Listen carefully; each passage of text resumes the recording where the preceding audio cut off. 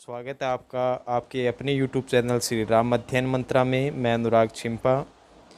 साथियों, आज बात कर रहे हैं कक्षा 9 की। कोई भूसी लेकर आया ये पशुओं के खाने का आहार हो गया, ये आप समझ गए होंगे। अब नेक्स्ट चलते हैं। एक बालक ने कहा, ऐसा ऐसे बैल किसी के पास न होंगे। अब बच्चों की तो बात ही क्या। दूसरे ने समर्थन किया और इतनी दूर से दोनों अकेले चले आए और अमर थारीगी ने। तीसरा बोला, बैल नहीं है वे, उस जन्म के आदमी हैं। अब बच्चों के तो पता ही है, कल्पना करते हैं तरह तरह की। इसका प्रतिवाद करने का किसी को साहस न हुआ। अच्छा, प्रतिवाद का अर्थ क्या होता है? प्रतिवाद का अर्थ होता है, यहाँ बता देता हूँ, विरोध करना या बात काटना। मतलब किसी में हिम्मत नहीं हुई कि उस बच्चे की क्या कर सके, वो बात काट सके।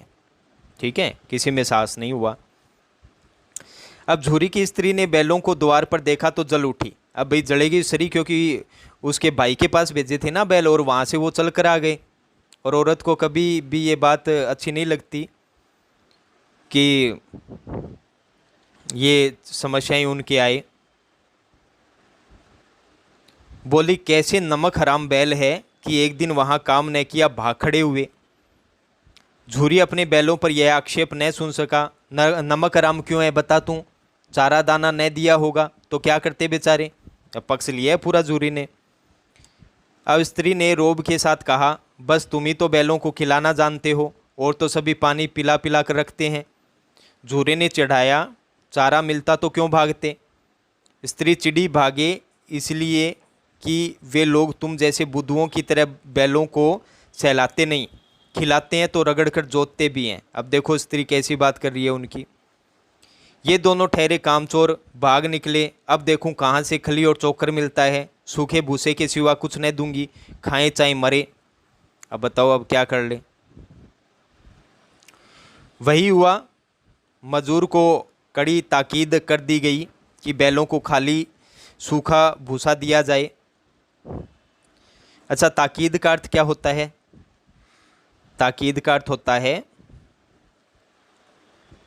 चेतावनी। ताकीद का अर्थ क्या होता है? चेतावनी।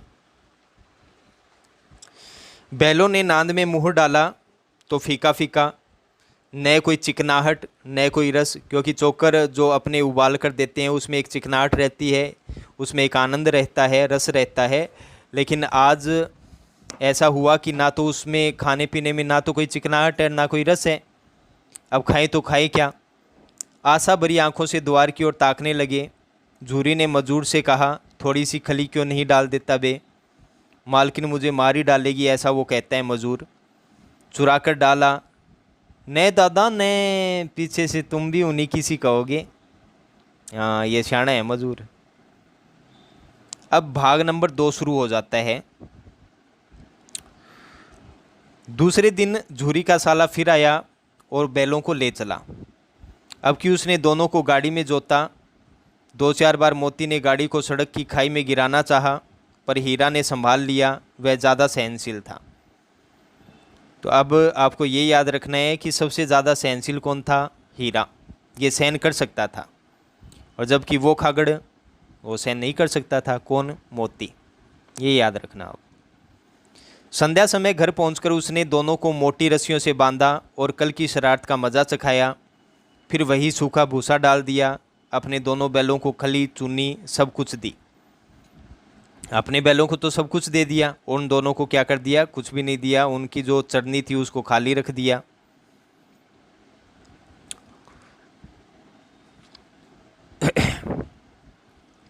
दोनों बैलों का ऐसा अपमान कभी न हुआ था। झूरी उन्हें फूल की छड़ी से भी न छूता था। उसकी टिटकार पर दोनों उड़ने लगते थे।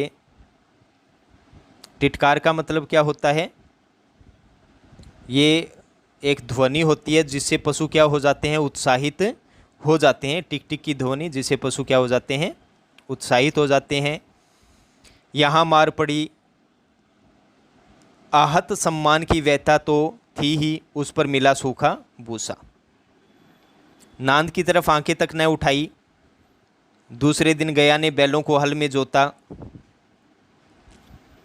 पर इन दोनों ने जैसे पाँव न उठाने की कसम खा ली थी। वह मारते मारते थक गया, पर दोनों ने पाँव न उठाए। स्वाभिमान था भाई, पाँव कैसे उठाएंगे। एक बार जब उस निर्दयी ने हीरा की नाक पर खूब डंडे जमाए तो मोती का गुस्सा काबू के बाहर हो गया। और अभी थोड़ी देर पहले क्या बताया था मैंने कि हीरा वो खूब सहनशील था और मोती था वो उदंड था।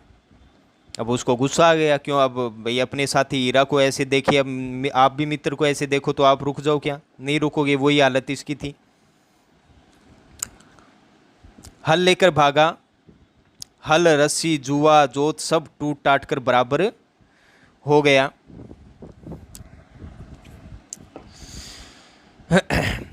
गले में बड़ी बड़ी रस्सियां न होती तो दोनों पकड़ाई में न आते। हीरा ने मूक भाषा में कहा, भागना व्यर्थ है। मोती ने उत्तर दिया, तुम्हारी तो इसने जान ही ले ली थी, अब की बड़ी मार पड़ेगी। पढ़ने दो, बैल का जन्म लिया है तो मार से कहाँ तक बचेंगे। अब हीरा सहनशील है तो वैसी ही बातें करेगा। गया दो आदमियों के साथ दौड़ा आ रहा है, दोनों ने के हाथों में लाठियां हैं। मोती बोला, कहो तो दिखा दूं कुछ मज़ा में भी। लाठी लेकर आ रहा है। हीरा ने समझाया, अरे नहीं भाई, खड़े हो जाओ, मुझे मारेगा तो मैं भी एक दो को गिरा दूंगा। तो ये साथियों, यहाँ तक आपका वीडियो मैं पूरा कर देता हूँ आज का। तो यहाँ तक अपनों ने देख लिया है, दोनों अब तैयार हैं, अब चाहे कोई भी आओ।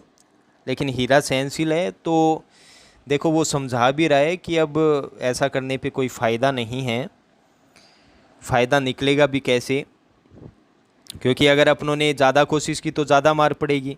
लेकिन हाँ, अगर भाई ठीक है ज़्यादा वो करेंगे तो मैं भी एक दो को गिरा दूंगा। लेकिन मोती तो सीधा सीधा कहता है, नहीं भाई, मैं तो कर ही दूंगा इनका काम तमाम। तो आज के लिए मित्रों यहाँ तक अपने देख लेते हैं, और जब भी समय मिलेगा तब अपने नेक्स्ट वीडियो पे चर्चा करेंगे। इससे आगे यहाँ तक आप याद रख लेना। बाकी का जब भी वीडियो आपके आएगा तो आगे की ओर चलेंगे। तो उम्मीद है आपको वीडियो अच्छे से समझ में आया होगा। तो विदा दीजिए, इजाज़त दीजिए अनुराग छिंपा को। मिलते हैं आपको नेक्स्ट वीडियो में, तब तक के लिए जय हिंद जय भारत साथियों। कि मुझे मारेगा तो मैं भी एक दो को गिरा दूंगा, ये बात किसने कही? हीरा ने कही। जबकि आपको अब पता चल चुका है कि हीरा शरीफ है, शुदा सा खागड़ है, और जबकि मोती है वो खतरनाक खागड़ है, की कर सके, वो कुड्ढियाँ भी कर सके। तो यहाँ तक पढ़ लिया था। अब चलते हैं नेक्स्ट।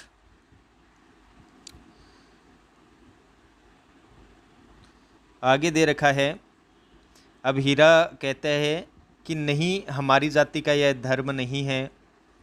मोती दिल में ऐंठ कर रह गया।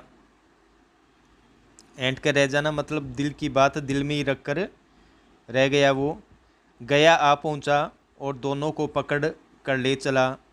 कुशल हुई कि उसने इस वक्त मारपीट न की, नहीं तो मोती भी पलट पड़ता, क्योंकि मोती को बस गुस्सा उसकी नाक पे बैठा हुआ था। उसके तेवर देखकर गया। तेवर का मतलब होता है जो भाव होते हैं, चेहरे के भाव होते हैं ना। क्योंकि जब वहाँ पहुँचा ना, कौन गया, तो उसने मोती के है ना वो देख लिए थे चेहरे पे भाव, कि हाँ की कड़स के हो, उड़ा भी इसके भरोसों को नहीं है वो। और उसके सहायक समझ गए कि इस वक्त टाल जाना ही मसलहत है, मतलब समस्या का हल है, भलाई इसी में है। आज दोनों के सामने फिर वही सूखा भूसा लाया गया। दोनों चुपचाप खड़े रहे। घर के लोग भोजन करने में लगे। उस वक्त छोटी सी लड़की 2 रोटियां लिए निकली और दोनों के मुंह में देकर चली गई। उस एक रोटी से इनकी भूख तो क्या शांत होती, अब बताइए, खागड़ तो है ही, पर दोनों के हृदय को मानो भोजन मिल गया।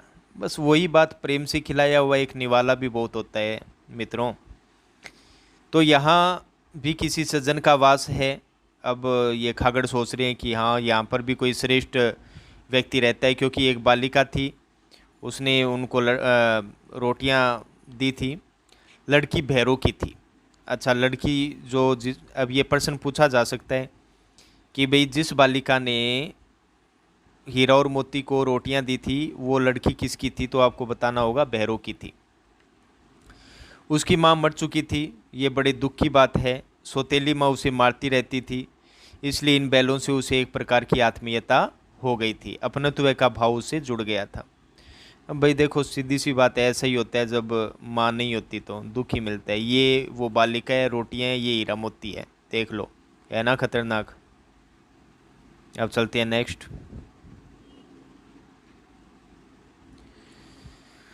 दोनों दिन भर जोते जाते, मतलब उनसे हल चलवाया जाता। डंडे खाते, अड़ते, अड़ते मतलब रुक भी जाते। शाम को थान पर बांध दिए जाते। थान क्या होता है पहले भी मैं बता चुका हूँ, जहाँ पर पशुओं को चारा पानी दिया जाता है, जहाँ पशुओं को बांधने का स्थान होता है, वो थान कहलाता है, ठीक से। और रात को वही बालिका उन्हें 2 रोटियां खिला जाती। प्रेम की इस प्रसाद की यह बरकत थी कि 2-2 गाल सूखा भूसा खाकर भी दोनों दुर्बल न होते थे, मगर दोनों की आंखों में रोम रोम में विद्रोह भरा हुआ था। अब विद्रोह तो होगा, जैसे भी अंग्रेज़ों ने भारतीयों के साथ की, तो धीरे धीरे क्या होता चला गया, विद्रोह हो गया, और 1857 का विद्रोह हुआ, आपको पता ही है, ठीक है ना।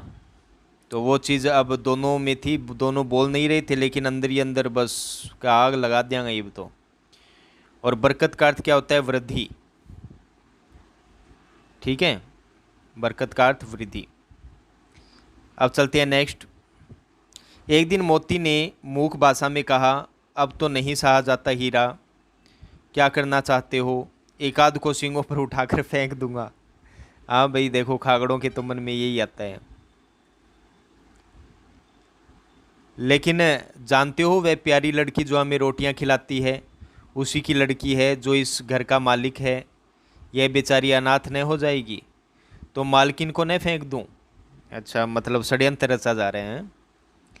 वही तो उस लड़की को मारती है, लेकिन औरत जात पर सींग चलाना मना है, यह भूले जाते हो। ये भी बात सही है। अच्छा एक बात बताओ, अनाथ शब्द आया है, इसका अर्थ क्या होता है। अनाथ का अर्थ होता है जिसका कोई नाथ न हो, स्वामी नहीं हो, माता पिता नहीं हो, वो अनाथ कहलाता है। ज़रूरी नहीं कि माता पिता ही न हो तो वो अनाथ कहलाएगा। कोई भी ऐसा व्यक्ति जो बेसहारा हो, उसका कोई सहायक नहीं हो, नाथ नहीं हो। आज ईश्वर हमारे साथ नहीं है तो अपने अनाथ ही हैं, ठीक है ना। तो आगे चलते हैं। तुम तो किसी तरह निकलने ही नहीं देते, बताओ तुड़ाकर भाग चलें। हाँ यह मैं स्वीकार करता हूँ, लेकिन इतनी मोटी रस्सी टूटेगी कैसे। इसका एक उपाय है, पहले रस्सी को थोड़ा सा चबा लो, फिर एक झटके में जाती है। अच्छा, मतलब खागड़ है वो खतरनाक है।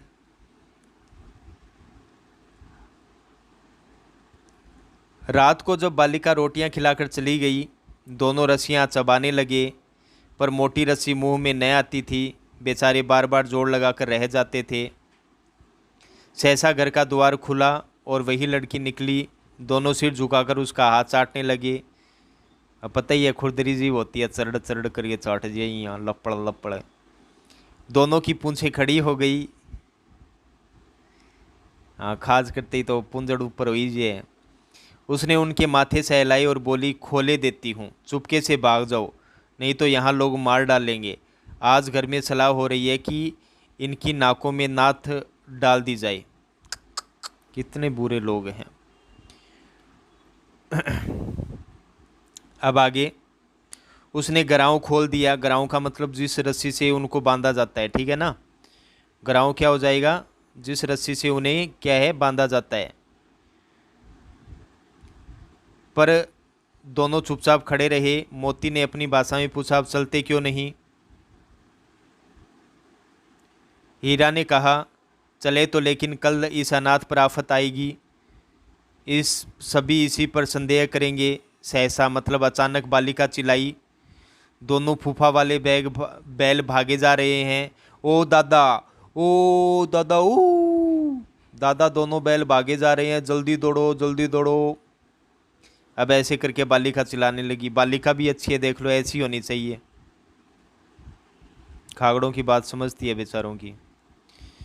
गया हड़बड़ा कर भीतर से निकला और बैलों को पकड़ने चला। वे दोनों भागे। गया ने पीछा किया और भी तेज हुए। गया ने शोर मचाया, फिर गांव के कुछ आदमियों को भी साथ लेने के लिए लौटा। दोनों मित्रों को भागने का मौका मिल गया। सीधे दौड़ते चले गए, यहाँ तक कि मार्ग का ज्ञान न रहा, मतलब रास्ता भटक के दौड़ते दौड़ते, क्योंकि अब देखो संध्या का समय था।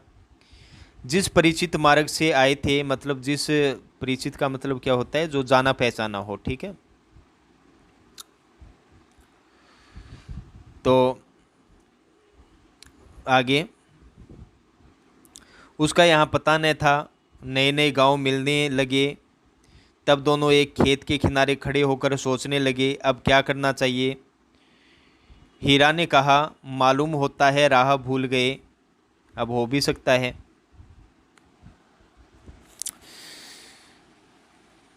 तुम बेतहासा भागे, वहीं उसे मार गिराना था। अब ये मोती कह रहा है कि तुम्हें ऐसे नहीं भागना चाहिए था। बेतहासा का मतलब क्या होता है, यहाँ बता देता हूँ। बिना होश आवाज़ के, बिना होश आवाज़ के, ठीक है ना। बेतहासा बिना होश आवाज़ के। कई बार आपने बेरो पड़ जाए, पीछे कोथड़ी हो बाजा, आपा सोचा भूत आर बाजे, पीछे धुलियम धूल भी, ठीक है ना। उसे मार गिराते तो दुनिया क्या कहती, वह अपना धर्म छोड़ दे। लेकिन हमें अपना धर्म क्यों छोड़ें, बात भी सही है भाई। अगला एक सा हो जाए तो अपने को उस जैसा थोड़ी होना चाहिए। दोनों भूख से व्याकुल हो रहे थे। खेत में मटर खड़ी थी, चरने लगे। रह रहकर आहट ले लेते थे। आहट का मतलब जानते हो, पहले एक आहट नाम का नाटक भी आता था दूरदर्शन पे। आहट का मतलब इधर उधर देख लेना, कोई आ तो नहीं रहा। आहट का मतलब इधर उधर देखना, कोई आ तो नहीं रहा।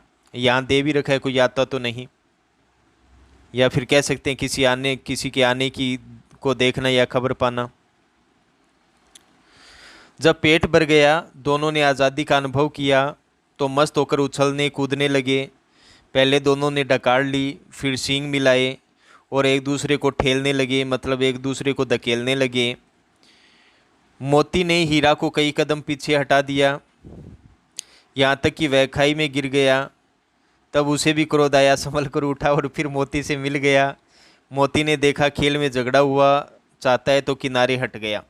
अब देखो कितनी, ऐसा ही होना चाहिए मित्रता में भाई। एक लगे कि हाँ भाई यहाँ कुछ हो सकता है तो भाई पीछे हट जाना चाहिए। सच्ची में यही सच्ची मित्रता होती है कि एक दूसरे को समझना, और यही अपने को करना चाहिए, ठीक है ना। अब चलते हैं, देखो तीसरा परिच्छेद हो गया। आपसे परिच्छेद की संख्या पूछ सकते हैं कि भाई दो बैलों की कथा, उसमें कितने परिच्छेद है। परिच्छेद का मतलब अंक कितने हैं, भाग कितने हैं, ठीक है ना। तो अपने अब तीसरा भाग पढ़ रहे हैं। कौन सा भाग, तीसरा। अब देखो आगे।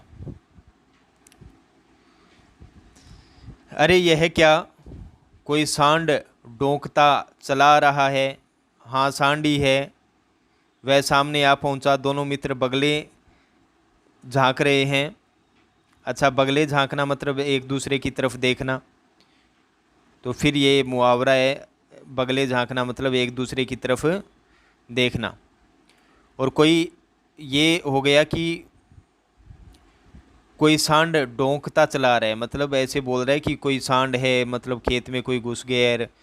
सांड पूरा हाथी है, मतलब जैसे कई बार ये नहीं होता है कि एक गली में सांड खड़ा होता है और दूसरी गली से क्या हो जाता है, एक दूसरा पराया सांड आ जाता है, तो दोनों एक दूसरे पे ऐसे गर्दन नीचे करके फुंफकारने लग जाते हैं। वैसे सांप फुंफकारता है, बता देता हूँ। तो सामने से क्या है कि सांड ही आ रहा था और दोनों ने देखा उस सांड को, तो दोनों क्या करने लगे, एक दूसरे की शक्ल देखने लग गए। क्या करने लग गए, एक दूसरे की शक्ल देखने लग गए। बगले झांकना मतलब शक्ल देखना। सांड क्या पूरा हाथी है, उससे भिड़ना जान से हाथ धोना है, लेकिन न भिड़ने पर भी जान बचती नहीं नजर आती। भाई अब देखो मुकाबला तो करना पड़ेगा, बात खतरनाक हो गई है अब। इन्हीं की तरफ आ भी रहा है, कितनी भयंकर सूरत है। अब एक तो आप पढ़ लो सांड हो गए देसी बेचारो शुद्धो सो, और एक हो अमेरिकन बेरी कौन पड़ंदे कद उठा के पटक दे।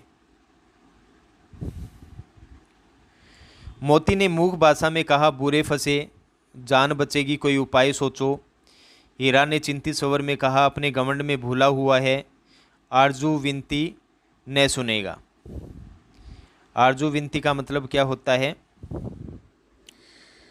भाई, जो अपने सेवा भाव से विनती करते हैं वो हो जाएगा, ठीक है ना।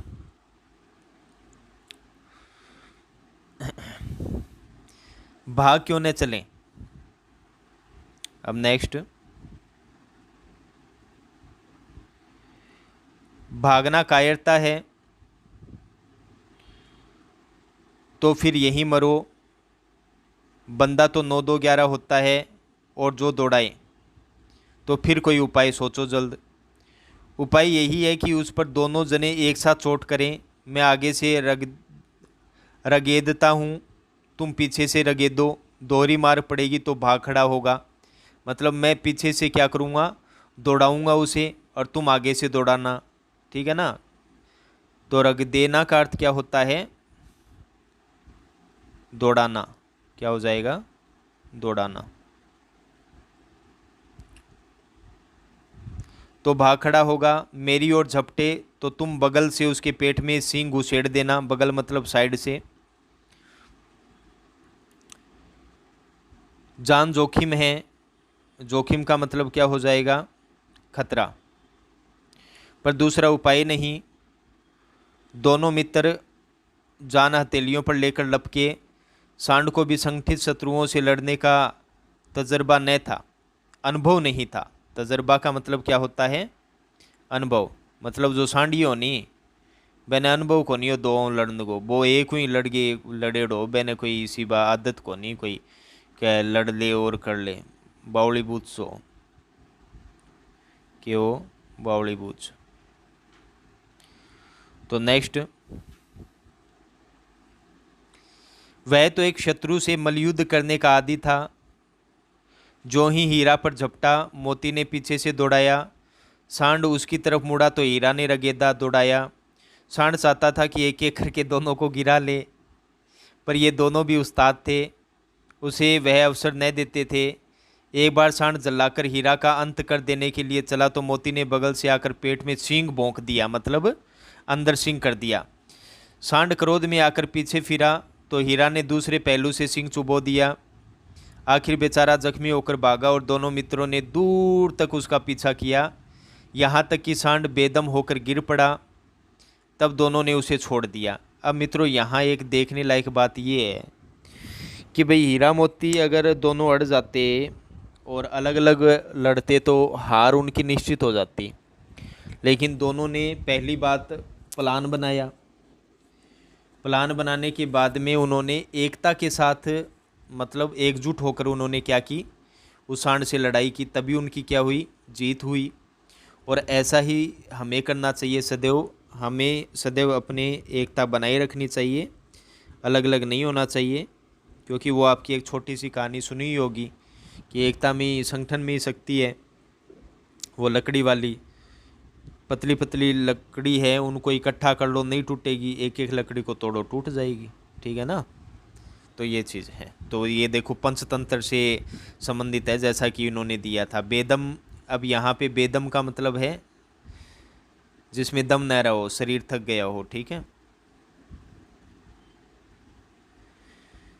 दोनों मित्र विजय के नशे में झूमते चले जाते थे।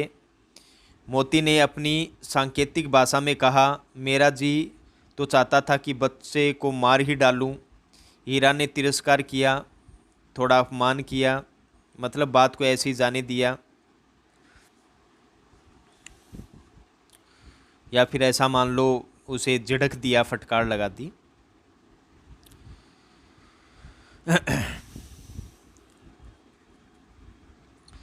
गिरे हुए बैरी पर सींग न चलाना चाहिए। बैरी का मतलब आपको पता ही है, शत्रु होना चाहिए भाई, नियत्ता हो तो उसे सींग नहीं चलाना चाहिए। यह सब ढोंग है। ढोंग का मतलब होता है दिखावा, बैरी को ऐसा मारना चाहिए कि फिर न उठे। ये है मोती, मतलब ऐसा मान लो मोती तो क्या है, गरम दल का नेता, और हीरा क्या है, नरम दल का नेता। अब घर कैसे पहुंचेंगे वह सोचो, पहले कुछ खा लें तो सोचें। सामने मटर का खेत था ही, मोती उसमें घुस गया। हीरा मना करता रहा पर उसने एक न सुनी। अभी 2-4 ही ग्रास खाए थे। ग्रास का मतलब क्या होता है, कोर, बाइट, आपा टुकड़ो खावा नहीं बिया। कि 2 आदमी लाठियां लेकर दौड़ पड़े और दोनों मित्रों को घेर लिया। हीरा तो मेड़ पर था, निकल गया। तो साथियों आज के लिए इतना ही करेंगे, या आगे चलें?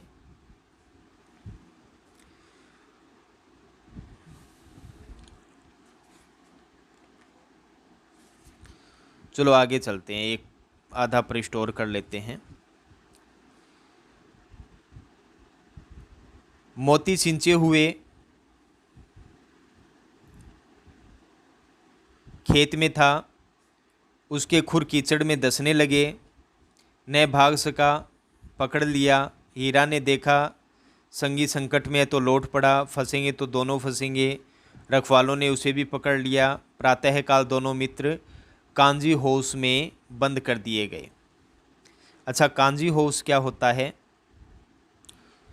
कांजी हाउस होता है मवेशी अर्थात जो पशुओं को रखने का स्थान, पशुओं को रखने का स्थान, या आप कह सकते हो मवेशी खाना, या फिर आप ये भी कह सकते हो कि जो लावारिस पशु होते हैं ना, जो फसल खाने के लिए दूसरे के खेत में घुस जाते हैं, तो उनको पकड़ लिया जाता है और उसका अर्जाना बढ़ने के बाद में छोड़ दिया जाता है, वो कॉन्जियोस कहलाता है। अब साथियों 4 नंबर आ गया है, ये अपने पढ़ेंगे नेक्स्ट पार्ट में। तो तब तक के लिए श्री राम अध्ययन मंत्र आपसे विदा चाहता है। उम्मीद है अच्छे से समझ में आए होंगे शब्द और अर्थ और वाक्य भी। वैसे कहानी है तो सरल है, और आपको विशेष के तौर पे याद रखना होगा कि लोकोक्ति और मुहावरेदार भाषा का प्रयोग इसमें किया गया है, और उर्दू शब्दों का भी प्रयोग इसमें किया गया है, और पंचतंत्र की कहानी के उपरोक्त के साथ ही इसके भाव जुड़े हुए हैं। तो तब तक के लिए श्री राम अध्ययन मंत्र को आप विदा दीजिए। जय हिंद, जय भारत साथियों।